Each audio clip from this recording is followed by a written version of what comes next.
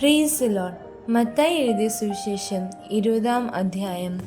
സ്വർഗരാജ്യം തന്റെ മുന്തിരിത്തോട്ടത്തിൽ വേലക്കാരെ വിളിച്ചാക്കേണ്ടതിന് പുലർച്ചയ്ക്ക് പുറപ്പെട്ട വീട്ടുടയവനോട് സദൃശ്യം. വേലക്കാരോട് അവൻ ദിവസത്തേക്ക് ഓരോ വെള്ളിക്കാശ് പറഞ്ഞൊത്തിട്ട് അവരെ മുന്തിരിത്തോട്ടത്തിൽ അയച്ചു. 3-ാം മണി നേരത്തും പുറപ്പെട്ടു. മറ്റു ചിലർ ചന്തയിൽ മിനകെട്ട് നിൽക്കുന്നത് കണ്ടു. നിങ്ങളും മുന്തിരിത്തോട്ടത്തിൽ പോകുകയും ന്യായമായത് തരാം എന്ന് അവരോട് പറഞ്ഞു. അവർ പോയി. അവൻ 6-ാം മണി നേരത്തും 9-ാം മണി നേരത്തും ചെന്ന് അങ്ങനെ തന്നെ ചെയ്തു. 11-ാം മണി നേരത്തും ചെന്നു. മറ്റു ചിലർ നിൽക്കുന്നത് കണ്ടിട്ട്, നിങ്ങൾ ഇവിടെ പകൽ മുഴുവൻ മിനക്കെട്ട് നിൽക്കുന്നത് എന്ത് എന്ന് ചോദിച്ചു. ഞങ്ങളെ ആരും കൂലിക്ക് വിളിക്കായ്ക കൊണ്ടത്ര എന്നവർ പറഞ്ഞപ്പോൾ, നിങ്ങളും മുന്തിരിത്തോട്ടത്തിലേക്ക് ചെല്ലുവൻ എന്ന് അവരോട് പറഞ്ഞു. സന്ധ്യയായപ്പോൾ മുന്തിരിത്തോട്ടത്തിനുടയവൻ തന്റെ വിചാരകനോട് വേലക്കാരെ വിളിച്ച് പിൻപന്മാർ തുടങ്ങി മുൻപന്മാർ വരെ അവർക്ക് കൊടുക്കുക എന്ന് പറഞ്ഞു.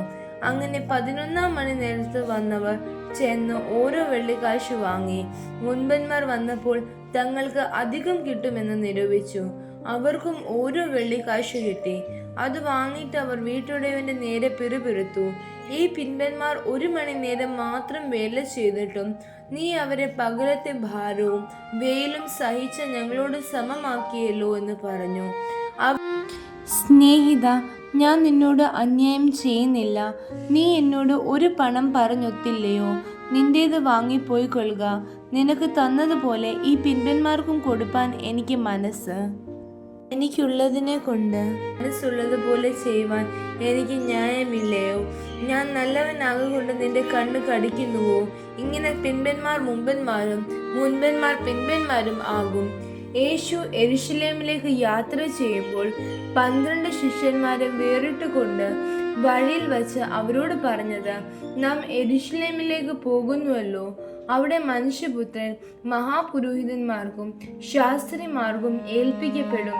അവർ അവന് മരണശിക്ഷ കൽപ്പിച്ചു പരിഹസിപ്പാനും തല്ലുവാനും ക്രൂശിപ്പാനും അവനെ ജാതികൾക്ക് ഏൽപ്പിക്കും. എന്നാൽ 3-ാം നാൾ അവൻ ഉയർത്തെഴുന്നേൽക്കും. അന്ന് സെബദി പുത്രന്മാരുടെ അമ്മ പുത്രന്മാരുമായി അവന്റെ അടുക്കൽ വന്നു നമസ്കരിച്ച് അവനോട് ഒരു അപേക്ഷ കഴിച്ചു. നിനക്ക് എന്തു വേണം എന്ന് അവൻ അവളോട് ചോദിച്ചു. അവൾ അവനോട്, ഈ എന്റെ പുത്രന്മാർ ഇരുവരും നിന്റെ രാജ്യത്തിൽ ഒരുത്തൻ നിന്റെ വലത്തും ഒരുത്തൻ ഇടത്തും ഇരിപ്പാൻ അരുളി ചെയ്യണമേ എന്ന് പറഞ്ഞു. അതിന് ഉത്തരമായി യേശു, നിങ്ങൾ യാചിക്കുന്നത് ഇന്നത് എന്ന് നിങ്ങൾ അറിയുന്നില്ല. ഞാൻ കുടിപ്പാനിരിക്കുന്ന പാനപാത്രം കുടിപ്പാൻ നിങ്ങൾക്ക് കഴിയുമോ എന്ന് ചോദിച്ചു. കഴിയും എന്ന് അവർ പറഞ്ഞു. അവൻ അവരോട്, എൻ്റെ പാനപാത്രം നിങ്ങൾ കുടിക്കും നിശ്ചയം. എങ്കിലും എൻ്റെ വലത്തും ഇടത്തും ഇരിപ്പാൻ വരം നൽകുന്നത് എൻ്റേതല്ല, എൻ്റെ പിതാവ് ആർക്ക് ഒരുക്കിയിരിക്കുന്നുവോ അവർക്ക് കിട്ടുമെന്ന് പറഞ്ഞു. ശേഷം 10 പേർ അത് കേട്ടിട്ട് ആ 2 സഹോദരന്മാരോട് നീരസപ്പെട്ടു. യേശു അവരെ അടുക്കെ വിളിച്ചു, ജാതികളുടെ അധിപന്മാർ അവരിൽ കർത്തൃത്വം ചെയ്യുന്നു എന്നും മഹത്തുക്കൾ അവരുടെ മേൽ അധികാരം നടത്തു എന്നും നിങ്ങൾ അറിയുന്നു. നിങ്ങളിൽ അങ്ങനെ ആകരുത്. നിങ്ങളിൽ മഹാനാകുവാൻ ഇച്ഛിക്കുന്നവനെല്ലാം നിങ്ങളുടെ ശുശ്രൂഷക്കാരൻ ആകണം.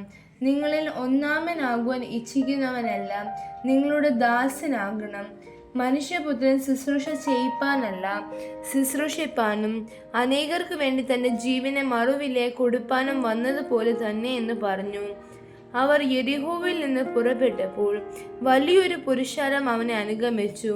അപ്പോൾ വഴിയരികെ ഇരിക്കുന്ന 2 കുരുടന്മാർ യേശു കടന്നു പോകുന്നത് കേട്ടു. കർത്താവേ, ദാവീദ് പുത്ര, ഞങ്ങളോട് കരുണ തോന്നണമേ എന്ന് നിലവിളിച്ചു. മിണ്ടാതിരിപ്പാൻ പുരുഷാരം അവരെ ശാസിച്ചപ്പോൾ അവർ, കർത്താവേ, ദാവീദ് പുത്ര, ഞങ്ങളോട് കരുണ തോന്നണമെന്ന് അധികം നിലവിളിച്ചു. യേശു നിന്ന് അവരെ വിളിച്ചു, ഞാൻ നിങ്ങൾക്ക് എന്ത് ചെയ്യണമെന്ന് നിങ്ങൾ ഇച്ഛിക്കുന്നെന്ന് ചോദിച്ചു. കർത്താവെ, ഞങ്ങൾക്ക് കണ്ണു തുറന്ന് കിട്ടണമെന്ന് അവർ പറഞ്ഞു. യേശു മനസ്സറിഞ്ഞ് അവർ കണ്ണു തൊട്ടു. ഉടനെ അവർ കാഴ്ച പ്രാപിച്ചു അവനെ അനുഗമിച്ചു. ആമേൻ.